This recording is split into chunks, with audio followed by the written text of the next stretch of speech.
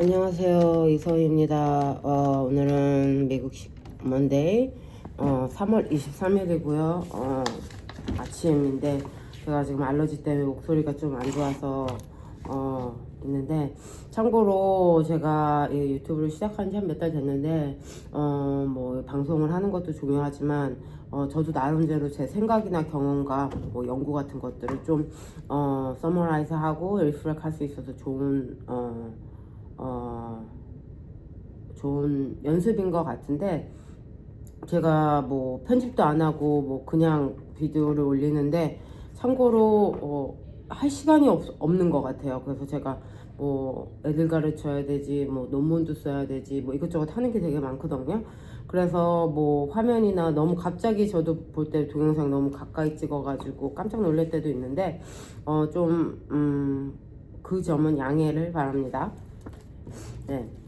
그래서 오늘 주제는요, 또 이렇게 생각을 한 거예요. 저 같은 경우는 주제가 이렇게 금방금방 이렇게 뭐 운전하다가도 생각이 나고 뭐 이렇게 생각이 나는데, 좀 필요한 거를 얘기하고 싶어서 항상 뭐 많은 좋은 교수님들도 있고 한국이나 미국이나, 근데 약간 저 같은 경우는 뭐 선생도 하고 뭐 연구자도 있고 박사 생활도 하고 뭐 교수도 있으면서 조금 다른 것들 같은 거를 좀 어떻게 전달할까, 좀 논문 쓰면서도 좀 그런 생각을 많이 하거든요.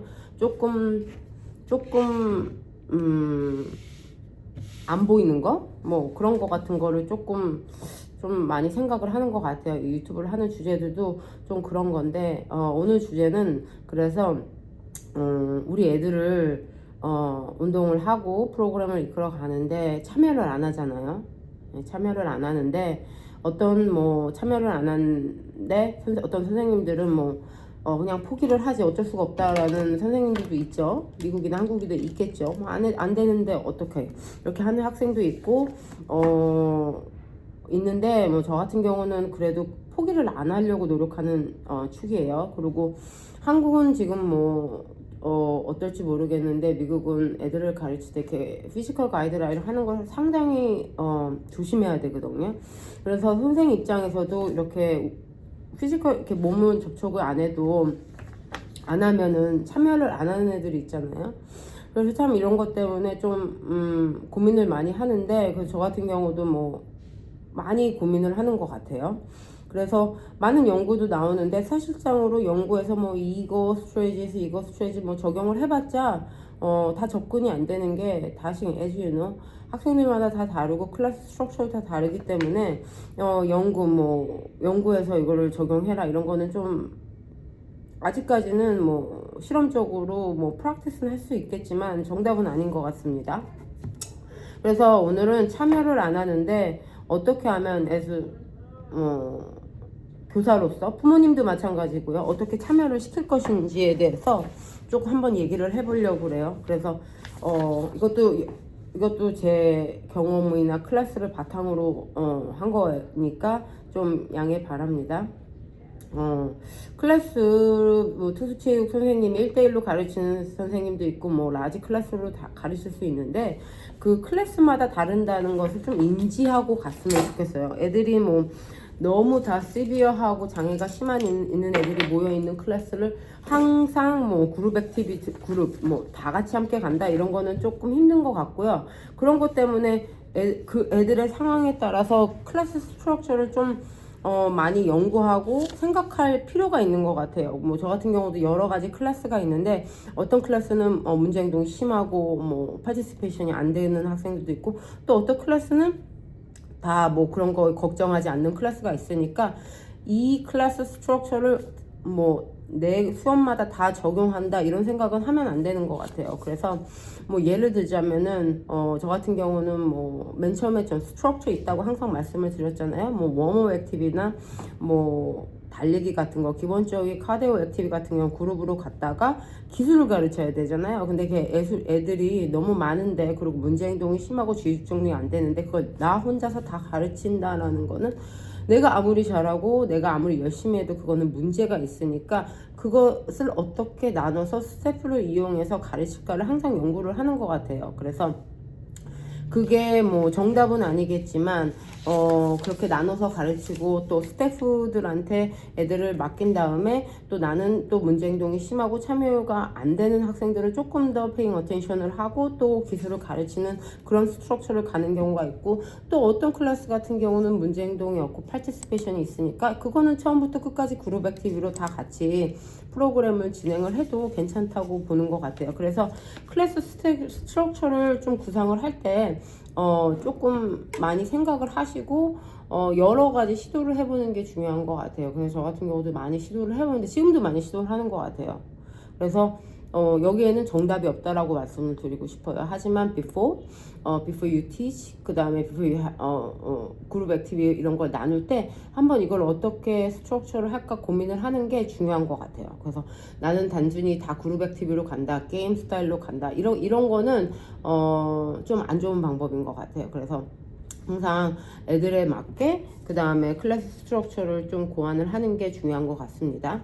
그 다음에 구조를, 두 번째는 구조를 조금 약간 계속해서 바꾸는 게 전 중요한 것 같아요. 뭐 2명으로 해봤다가 3명으로 해봤다가 4명으로 해봤다가 이렇게 바꿔보고, 또 그룹 액티비로 하는데 거기에 장단점이 뭐 있지? 장단점이 있는데 그룹 액티비라 예를 들자면 그룹 액티비로 가면은 애들은 다 파티시페이션 하는데 문제행동이 심한 애들은 안 하거든요. 근데 잘하는 애들은 또 하거든요. 그래서 이게 나눌 수가 있잖아요. 그래서 2명, 3명, 또 2명으로 가면 스태프가 모자라고, 그 다음에 뭐 4명으로 가면은 또 거기에 대한 문제 행동이 다 있거든요. 그래서 구조를 조금 계속해서 바꾸는 게 중요한 것 같아요. 뭐 예를 들자면은 문제 행동이 심하고 능력이 좀 안 좋은 학생들과 그 다음에 좀 잘하는 학생이랑 묶어서 같이 연습을 시키면은 문제 행동이 있고 안 하는 학생들이 좀 잘하는 학생들의 좋은 행동을 배울 수 있고 모델링을 할 수 있잖아요. 그래서 구조를 계속 바꾸는 게 중요한 것 같아요. 그래서 한 수업을 이렇게 계속 똑같이 1년 내내 간다 이런 거는 정답이 아니고, 그리고 여러 가지로 실험을 하는 게 좀 실험 정신이 필요한 것 같아요, 교사로서. 그래서 뭐 예를 들자면은 아이들이 밖에서 운동장에서 뭐 프로그램을 돌릴 수도 있지만, 저 같은 경우는 뭐 클래스 안에서 돌릴 수도 있거든요.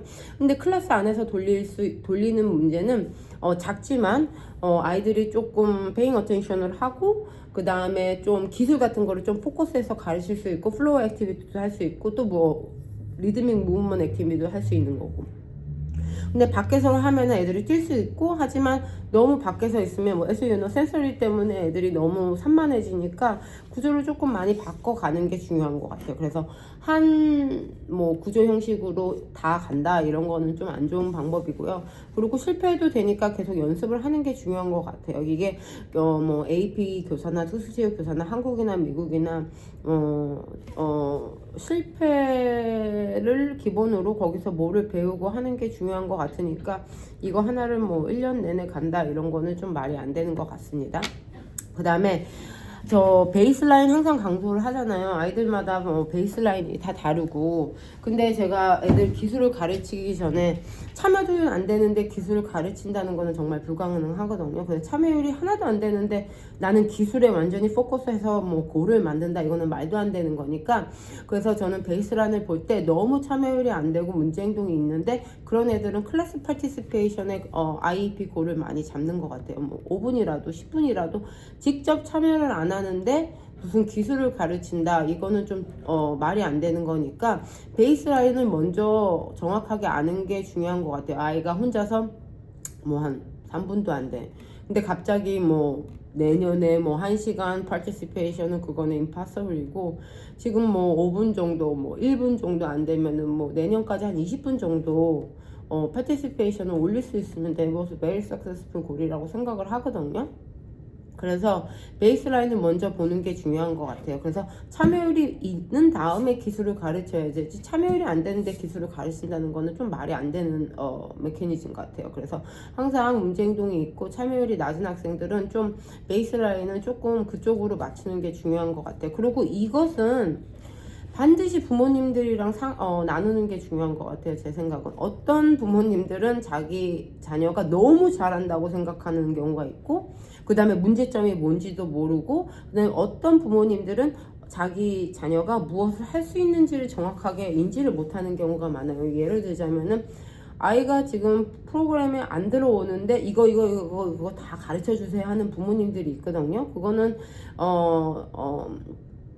특수체육 프로페셔널로서도 아이가 지금 참여율이 안 되는데 이 기술은 가르치는 게 어렵습니다. 그래서 지금 상태로는 파티시페이션에 먼저 포커스를 주는 게 맞습니다 라고 부모님들을 설득하는 게 또 중요한 것 같아요. 그래서 뭐 IEP 미팅 갔을 때 한국에도 IEP 미팅을 하잖아요. 근데 한국엔 특수체육 교사가 지금 학교에 있는지 아닌지는 정확하게 모르겠지만 problem 반드시 있어야 된다고 강조를 하는 거예요. 한국에 반드시 특수체육 교사가 있어야 되고, 그래서 이 IEP 미팅에 가서 리포트를 쓰든 부모님이랑 상담을 하든 부모님한테 좀 정확한 정보를, 그 자녀에 대한 정확한 정보를 주는 게 맞는 것 같아요. 그래서 부모님들이, 제가 뭐 프리스쿨서부터 뭐 성인까지 있는 아이들을 가르치고 또 부모님을 상담을 많이 하고 연구도 하고 있는데, 아이들이 얼마나 하는지를 몰라요. 얼마나 하는지도 모르고 뭐가 문제점인지도 모르기 때문에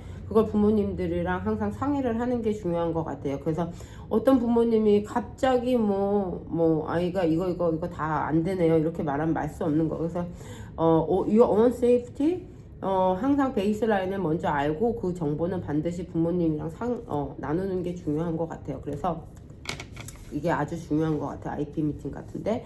그 다음에 네 번째로는 혼자 하면 절대로 안 되는 것 같아요. 미국 같은 경우는 항상 패러프로페셔널이 있거든요. 한국은 스태프 부족이 항상 문제로 저는 기사에서 많이 보고 있는데, 항상 스태프들이 있을 거예요. 어디에든. 한국에도 있고 미국에도 있고 부족하지만, 미국에도 부족해요. 많이 제공을 한다고 하지만 한국보다는 많이 제공을 하는 것 같아요. 그래서 클래스에 한 3명 4명 정도가 항상 있는 것 같고, 또 1대1로 하는 패러프로페셔널도 있는데, 그분들한테 조금 어떻게 가르치고 어떻게 하는지를 항상 좀 가르쳐야 되는 것 같아요. 그래서 성인이니까 이렇게 하는, 이 분들은 이걸 다 알겠지 이미, 그런 어썸션을 두는 게 아니고, 아이들을 가르칠 때 이건 이렇게 해주세요, 또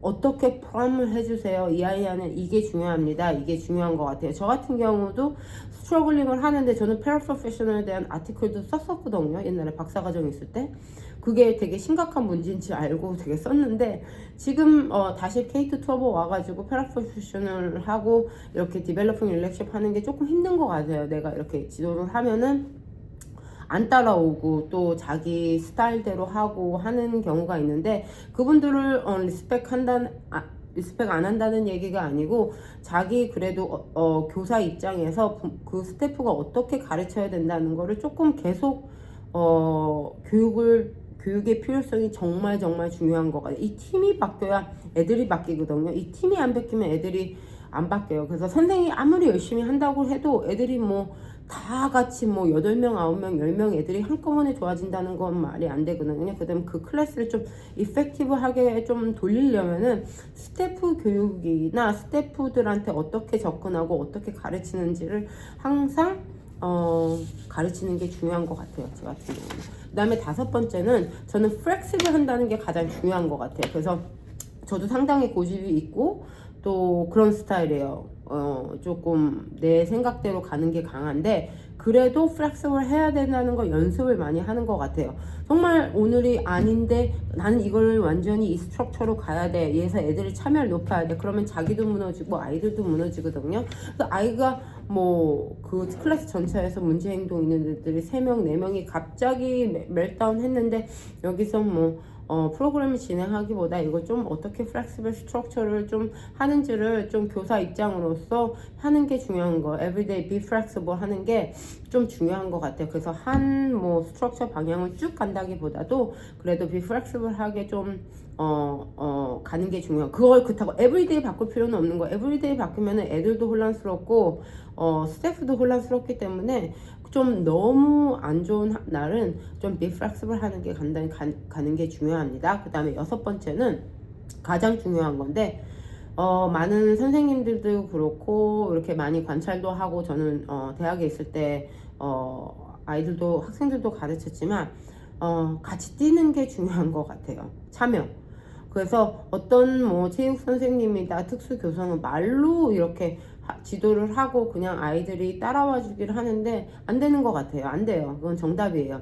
그래서 선생님들이 아이들이 좋아하시기가 바란다면, 아이들이 달라지길 바란다면은 아이들이 그 you already developed 고 그거에 맞춰서 따라가기보다는 같이 뛰는 게 정답인 것 같습니다. 그냥 말로 이렇게 해 저렇게 해.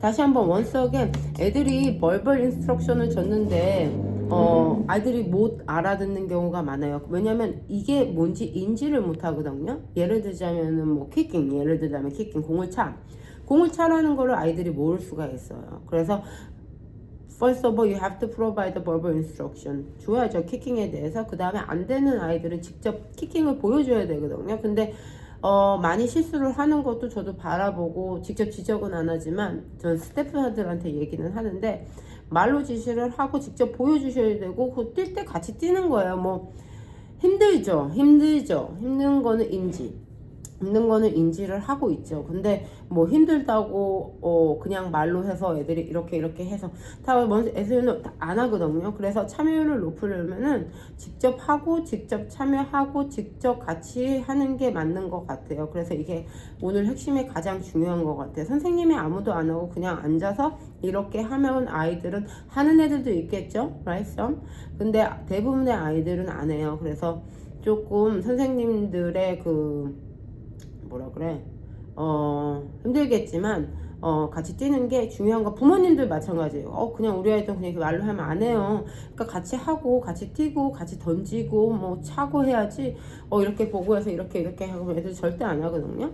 그러니까 같이 뛰는 거를 조금 추천드려요. 가장 중요하고, 그 다음에 마지막으로는 포기하지 않았으면 좋겠어요. 그래서 오늘 아이들이 1분 안 하면은 뭐 다음 달은 뭐 한 5분 정도는 되겠지. 그 다음에 뭐 6개월 있으면 뭐 10분 정도 땡스 가신 거는 거예요. 근데 오늘 포기 안 하고 이번 달에 트라이를 안 하면은 계속 아이들은 1분 동안 거기에 베이스라인에 머물러 있거든요. 그게 보면은 아이들도 알아요. 나는 이렇게 하고 문제 행동을 하면은 사람들이 나한테 이렇게 안 하니까 난 안 해도 된다는 걸 인지를 하면 아이들이 더 알기 때문에 분명히 오늘이 2분 안 하더라도 반드시 계속 트라이 하면 아이들은 좋아질 수밖에 없어요. 근데 만약에 오늘 포기하면 아이들은 안 좋아지고 그것대로 평생 가는 거기 때문에 조금 사명의식을 가시고, 오늘 안 되면 다음에 하고 뭐 6개월 1년 안을 떠나서 그렇게 하면 그렇게 시도를 하고 포기 안 했으면 좋겠어요. 그래서 아이들이 먼저겐 애들이 알거든요. 이 사람은 안 하는구나, 나는 여기서 안 해도 되는구나를 인지를 하면 안 해요. 그래서 어떻게 해서라도 아이들이 조금이라도 하게끔, 말을 듣게끔 해야 참여율이 올라가는 것 같습니다. 그래서 오늘은 참여율, 항상 어떻게 참여시키지? 나보러 어떻게 하는 거지? 뭐 안다는데 어떡하지? 이런 사람들이 많을 거야, 이런 교사분들이. 뭐 사실상으로. 근데 여러 가지 좀 접근을 해보는 게 중요한 것 같아요. 그래서 제가 한번 서머라이즈를 해봤어요.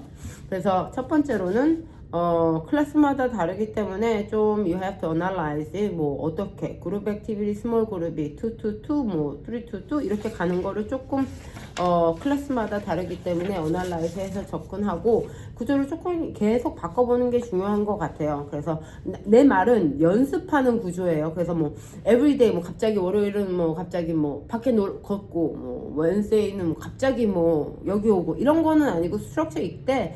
그 연습하는 공간에서 좀 구조를 조금 바꿔보는 게 중요한 것 같아요. 그 다음에 세 번째로는 베이스라인을 항상 먼저 갖고 가는 게 중요한 것 같아요. 그래서 고를 가르치기 전에 파티시페이션을 얼마나 하고, 너무 안 되면 이거에 포커스를 하고, 그리고 once again 이 정보는 반드시 부모님이랑 상의를 공유를 해야 돼요. 나중에 문제 없을 수도 있고, 그렇기 때문에 그 다음에 선생 스스로 자기를 보호할 수도 있고, 부모님한테 반드시 어느 정도 합니다 이렇게 반드시 얘기를 해야 돼요. 그리고 무엇이 문제고 잘하고 이런 거를. 그 다음에 혼자 하면 안 된다. You have to include the step. Be flexible. 그 다음 뭐 항상 조금 be flexible 하는 게 중요한 것 같고, 그 다음에 last one 중요한 건데요. 같이 뛰세요. 말로만 하지 말고 좀 같이 뛰는 연습을 하고 그 다음에 포기하지 않고 하면 중요한 것 같습니다. 그 에브리데이 뭐 애들이 파티스페이션 잘하는 거가 있고 안 되는 날도 있겠지만 뭐 저도 그렇고 미국도 그렇고 한국도 그렇고 많은 특수체육 교수님들이 부모님들도 그렇고 스트러글링 하겠지만 좀 여러 가지를